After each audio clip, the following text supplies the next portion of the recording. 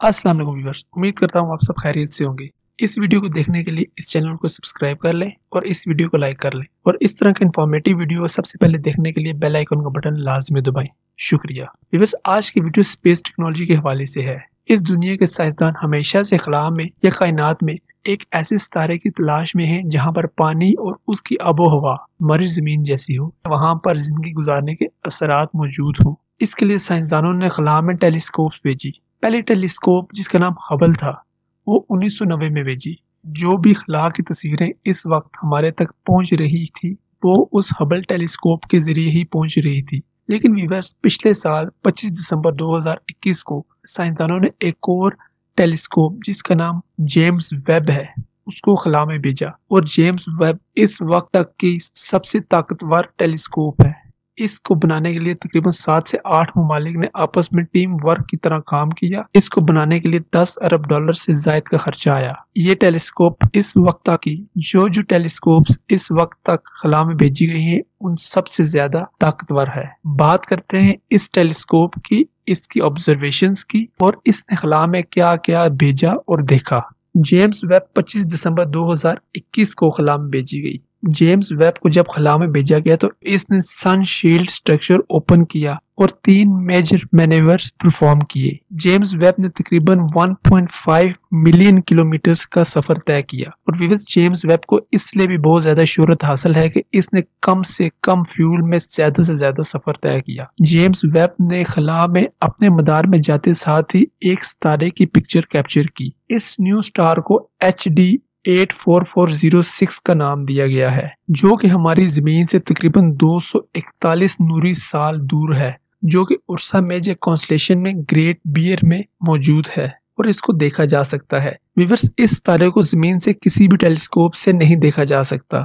James Webb ने इस तारे की तकरीबन 18 कॉपीज अपनी टीम को भेजी और हर कॉपी में ये एक तरह से चमक रहा है। इसने 18 कॉपीज क्यों भेजी? जेम्स वेब टेलीस्कोप तकरीबन 6.5 मीटर इसकी लंबाई और चौड़ाई है और इसमें 18 सेगमेंट के 18 मिरर यानी कि शीशे लगे हुए हैं। इसलिए इन 18 मिरर्स ने अलग अलग इस तारे की तस्वीर ली और इसको जमीन पर भेजा। व्यूअर्स, ये तस्वीर कई महीनों की मिरर अलाइनमेंट प्रोसेस का नतीजा है। इन मिरर का प्रिसिशन इंसानी बाल से भी बारीक है और इनको इसके साथ अलाइन किया जाता है ताकि कायनात की ब्लर से ब्लर बॉडीज की तस्वीर भी जेम्स वेब आसानी से ले सके। जेम्स वेब टेलीस्कोप इस वक्त तक अपने पूरे पोटेंशियल पर काम नहीं कर रही। इसको पूरे पोटेंशियल पर काम करने में अभी वक्त लगेगा। जब जेम्स वेब टेलीस्कोप अपने पोटेंशियल पर काम करने लग जाएगी उस वक्त तक जेम्स वेब तकरीबन 1500 इमेजेस इस तारे की लेकर जमीन पर भेजेगी। इस तारे का इस्तेमाल जेम्स वेब मिरर अलाइनमेंट के लिए किया जाएगा।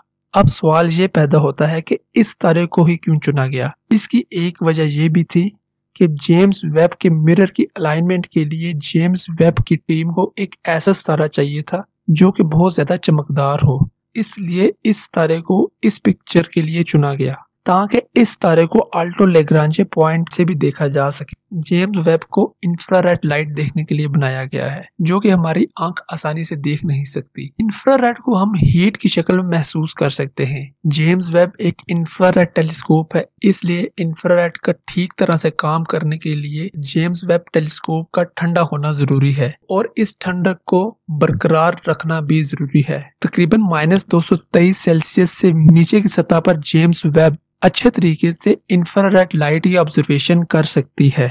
इस वक्त तक जेम्स वेब का टेम्परेचर इस सतह तक नहीं पहुंचा क्योंकि जेम्स वेब अपने साथ जमीन से लाई हुई हीट इस वक्त तक खारिज कर रही है। उम्मीद करते हैं कि जल्द ही जेम्स वेब -223 सेल्सियस तक पहुंच जाएगी और इंफ्रारेड लाइट को अच्छी तरह ऑब्जर्व कर सकेगी। HD 84401 सितारे के साथ जेम्स वेब ने एक अपनी सेल्फी भी भेजी। इस सेल्फी में देखा जा सकता है कि जेम्स वेब के 18 मिरर कायनात में आसानी से तैर रहे हैं। नासा के कहने के मुताबिक इस तस्वीर को लेने में बहुत से स्टेप्स को फॉलो किया गया। सब मिरर को ऑप्शनल किया गया और पूरी पोटेंशियल के साथ काम करना पड़ा। इस तस्वीर को देखते हुए हमें बहुत खुशी महसूस होती है क्योंकि ये तस्वीर हमारी इमेजिनेशन से करीब है। इस तस्वीर की मदद से हमें कायनात को और ज्यादा खोजने में आसानी होगी, लेकिन व्यूअर्स अभी ये इतना आसान नहीं। जेम्स वेब की मिरर की अलाइनमेंट 100% तक होने में अभी टाइम है, कुछ मंथ लगेंगे। एक अंदाजे के मुताबिक तकरीबन जून या जुलाई तक जेम्स वेब 100% पोटेंशियल पर काम करना स्टार्ट कर देगी। इसके साथ जेम्स वेब की मदद से हम 13 अरब साल पहले जब कायनात बनी और जिस तरह कायनात बनी यानी कि एक जोरदार धमाके जिसको बिग बैंग थ्योरी का नाम दिया गया, उस बिग बैंग थ्योरी से खारिज होने वाली लाइट को भी हम देख सकेंगे। लेकिन व्यूअर्स इसके लिए हमें थोड़ा इंतजार करना पड़ेगा। इंसानी अकल और कोशिश बहुत से तरीके ढूंढ रही है जिससे वो खला में सफर कर सके और हमारी जमीन के नजदीक ऐसी और जमीनें ढूंढ सके जिन पर जिंदगी गुजारना या जिस जमीन का माहौल हमारी जमीन की तरह हो कि वहां पर जिंदगी गुजारने के आसार मिल सके। इन सब में से हमारे करीब अल्फा एन प्रोक्सिमा सेंटोरियन सिस्टम है जो कि हमारी जमीन से तकरीबन 4.2 नूरी साल दूर है, जो कि एक बाइनरी स्टार सिस्टम है जिसमें प्रोक्सिमा सेंटोरियम की जमीन को खोजा जा चुका है। इस जमीन के सितारे को सूरज के पूरे हिस्से के मुकाबले में ये सितारा 12.5% है, इसलिए ये सितारा इतना एक्टिव नहीं। अगर बात करें इस सितारे की जमीनों की तो इस सितारे की 2 जमीनों का पहले ही पता लगाया जा चुका है। जेम्स वेब की वजह से साइंसदानों ने इस सितारे की तीसरी जमीन की भी कंफर्मेशन की है। इस तीसरी जमीन को जानने के लिए हम पहले 2 जमीनों के बारे में जानते हैं। पहली जमीन प्रोक्सिमा सेंटोरियम ए इस तारे को 0.05 AU यानी एस्ट्रोलॉजिकल यूनिट की दूरी से ऑर्बिट करता है और इसको ऑर्बिट करने में तकरीबन 11.22 यानी 11.2 दिन लग जाते हैं। ये जमीन हमारी जमीन के तकरीबन 1.7% है, 1.7% है और ये जमीन बहुत ज्यादा ठंडी है, इसलिए ख्याल किया जाता है कि इस तारे पर पानी मौजूद हो सकता है। ये जमीन हैबिटेबल है, यहाँ पर जिंदगी के आसार मौजूद हो सकते हैं।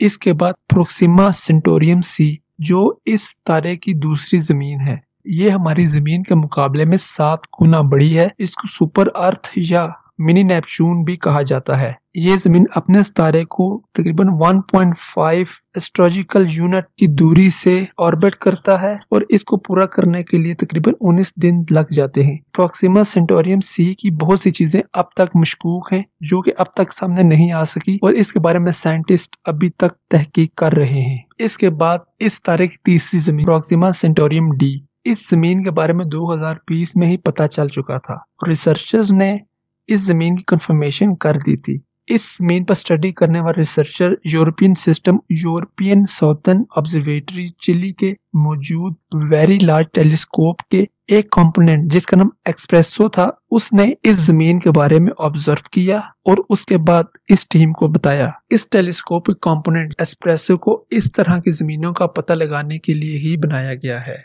और एस्प्रेसो इस तरह की जमीनों का पता लगाने के लिए रेडिकल वेलोसिटी टेक्नोलॉजी का इस्तेमाल करती है, जिसकी वजह से इन सितारों में होने वाली हल्की से हल्की मूवमेंट को भी देखा जा सकता है। प्रोक्सिमा सेंटोरियम डी जो कि बहुत दूर था, इस वजह से इसकी मूवमेंट बहुत कम थी, लेकिन एस्प्रेसो ने इसको बहुत अच्छी तरह कैप्चर किया और ऑब्जर्व किया और इसकी रीडिंग अपनी टीम को भेजी। एस्प्रेसो इस बात की तरफ इशारा करती है कि ये जमीन हमारी जमीन के 1/4 यानी कि 25% ठोस है, इसलिए इसके सिग्नल्स बहुत कम थे और इसको रेडिकल वेलोसिटी टेक्नोलॉजी की वजह से खोजा गया। प्रोक्सिमा सेंटोरियम डी अपने सितारे के गिर चक्कर से 5 दिन में पूरा कर लेता है, इसलिए अर्थ लाइफ या सरफेस लाइफ किसी भी चीज का होना इस जमीन पर मुमकिन नहीं। इस जमीन पर इंसान जिंदा नहीं रह सकते, इस जमीन का आबो हवा इंसानों के रहने के काबिल नहीं। लेकिन बस इस स्टडी को लीड करने वाले साइंटिस्ट शिवामे फीरिया के कहने के मुताबिक प्रोक्सिमा सेंटोरियम डी इनहैबिटेबल है, यहाँ पर इंसानी जिंदगी मौजूद नहीं और ना ही इंसान इस जमीन पर जिंदगी गुजार सकता है।